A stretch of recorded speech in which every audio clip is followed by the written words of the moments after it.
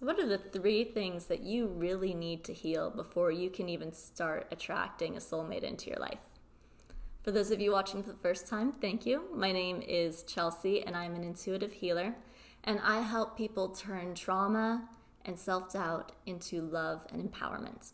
So let's get started. If you have been working your butt off on manifesting a soulmate, manifesting a partner who can help you grow into your next stage of your spiritual journey, if you have just kind of heard of this attracting a partner into your life rather than chasing somebody, or honestly, if you just freaking want that person to find you finally, and if you are ready and you've been doing all the work and you're still not finding this person, here are some sneaky things that you might need to heal before that attraction process can even get started for you.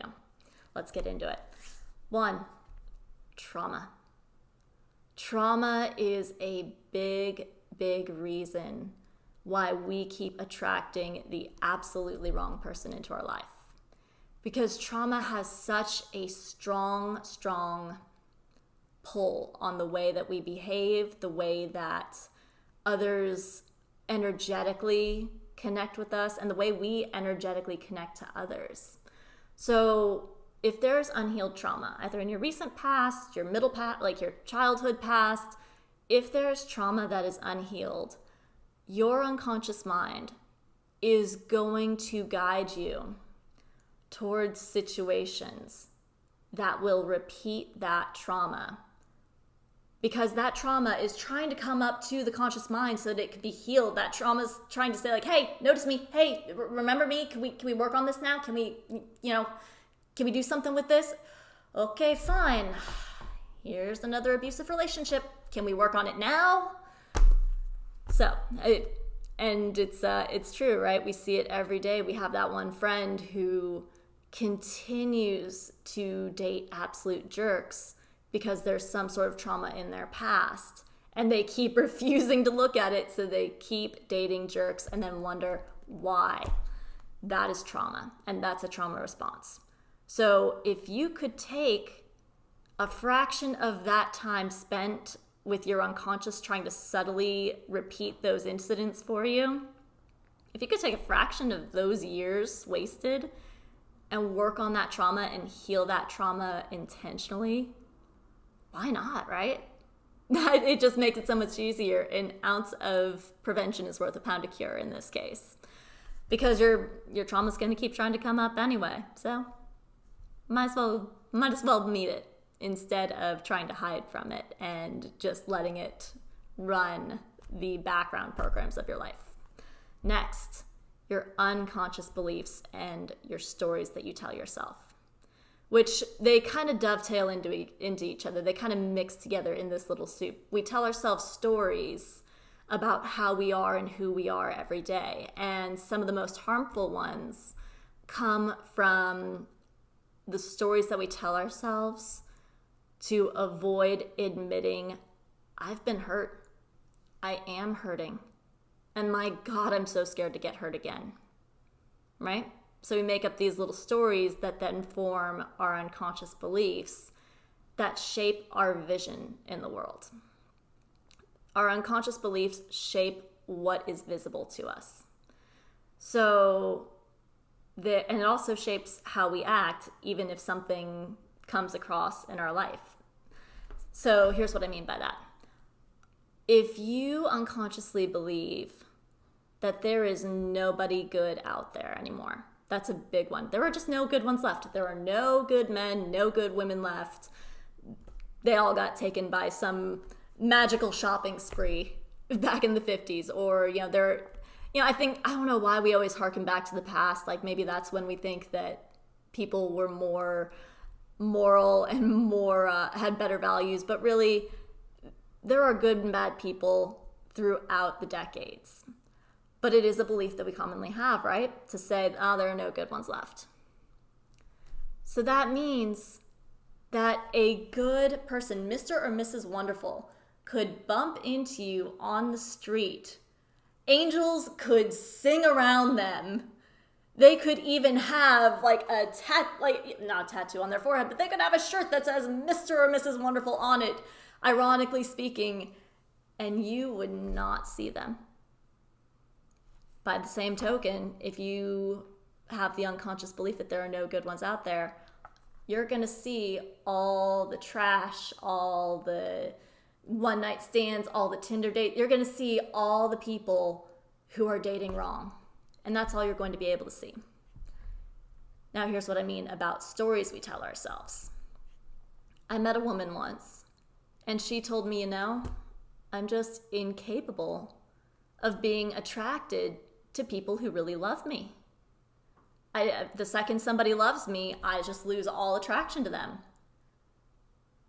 And now you and I can see that story. We can hear that story and know that as far as stories go on a scale of 0 to fiction, that is that story is on the level of like aliens coming to Earth, resurrecting the dinosaurs so that Frodo Baggins can ride a dinosaur and drop the ring off in Mount Doom.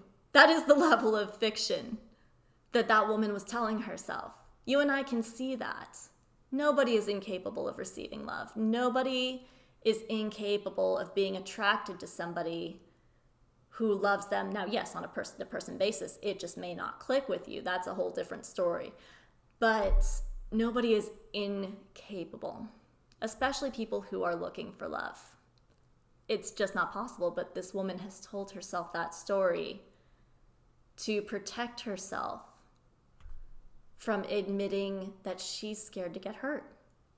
And it's a very valid fear. Getting hurt doesn't feel good. But that story is now preventing her from accepting love. Because now this story has become a part of her identity. Now this story is who she is. I'm just incapable. So even if she was to meet somebody that she truly deserves and is just so wonderful to her and loves her just for who she is, my guess is she would find a way to sabotage it. Or, just like she said, she would stop being attracted to them, which is a really unfortunate story to have told oneself. So the sooner you heal those stories, the sooner you find and heal those unconscious beliefs, the sooner the world's going to open up to you.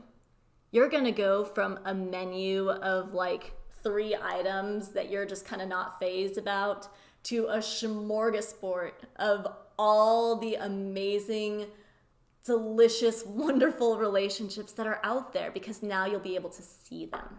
Now you will be able to notice the good around you instead of just the crap. Number 3. This is also one that a lot of people find challenging, and it's something that we all spend all of our lives working on, really.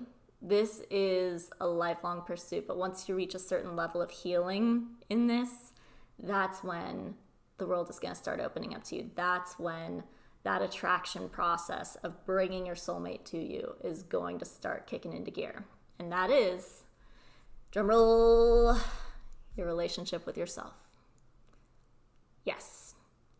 And this is not to, there's the cliche that goes along with this is get comfortable being alone. Be okay with being alone. And yes, that is part of it.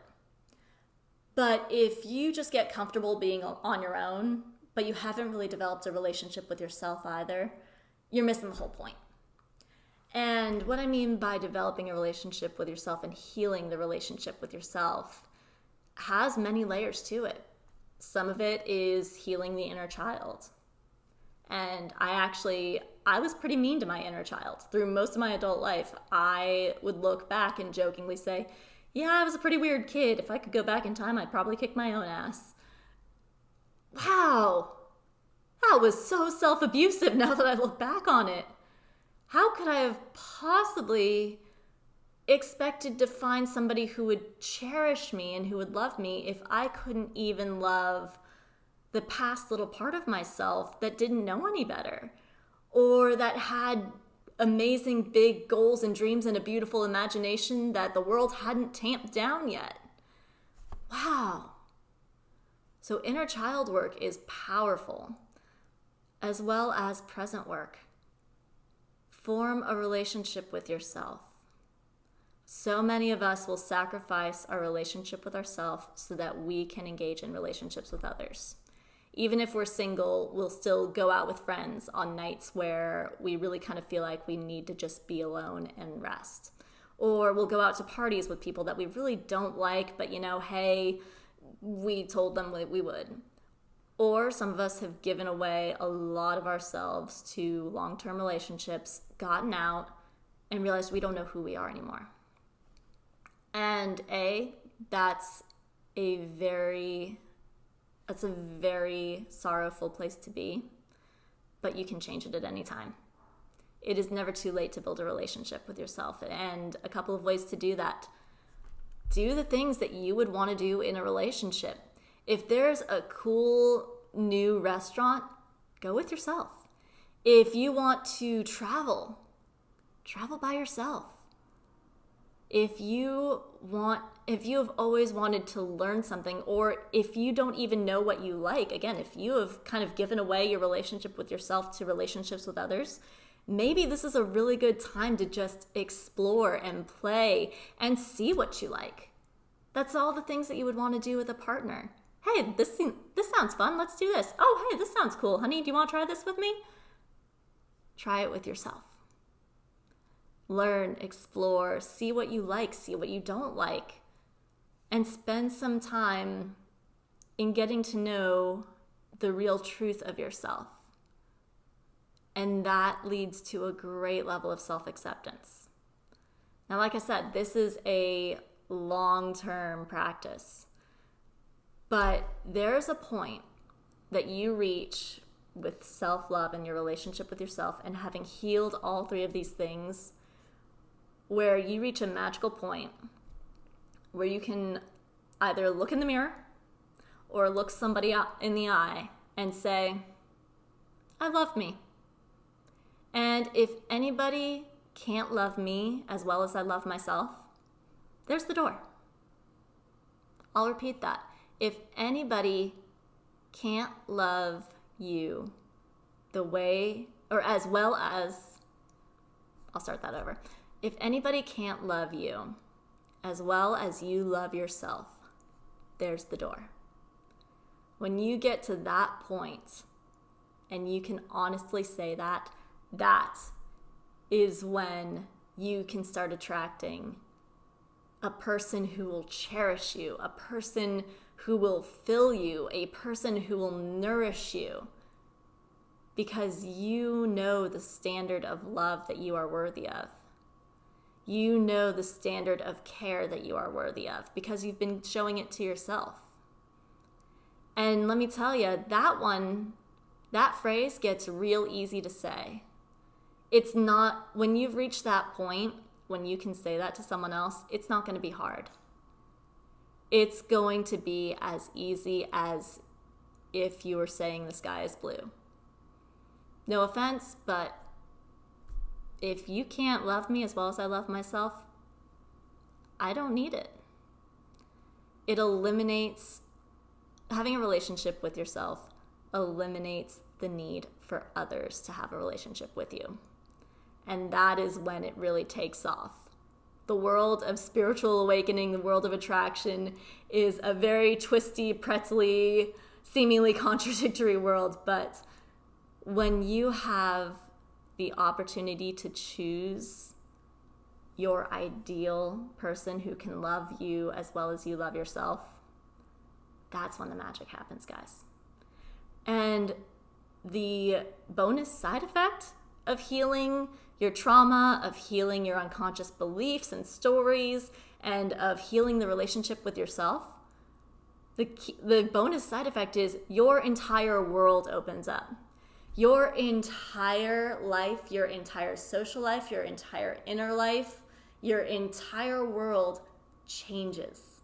It opens. You will be able to have access to more freedom, more empowerment, more opportunities than you ever thought possible. And those toxic people that drain your energy or kill your soul little by little every moment you're with them, they'll start backing off because now you're putting out a new frequency. So it is really cool when you start healing those 3 areas of your life, and it really does not take as much time as you might think. So if you found this video helpful, please like it, subscribe to the channel so you can keep getting information like this. And honestly, if you're struggling to heal or even identify what's going on in these areas for you, go to my Instagram. I'll put it in the link. I'll put it in the video link. Click the link to book your free one-on-one call with me, and let's chat. Let's see how I can help you transform this into the life that you love. Until next time, love you all.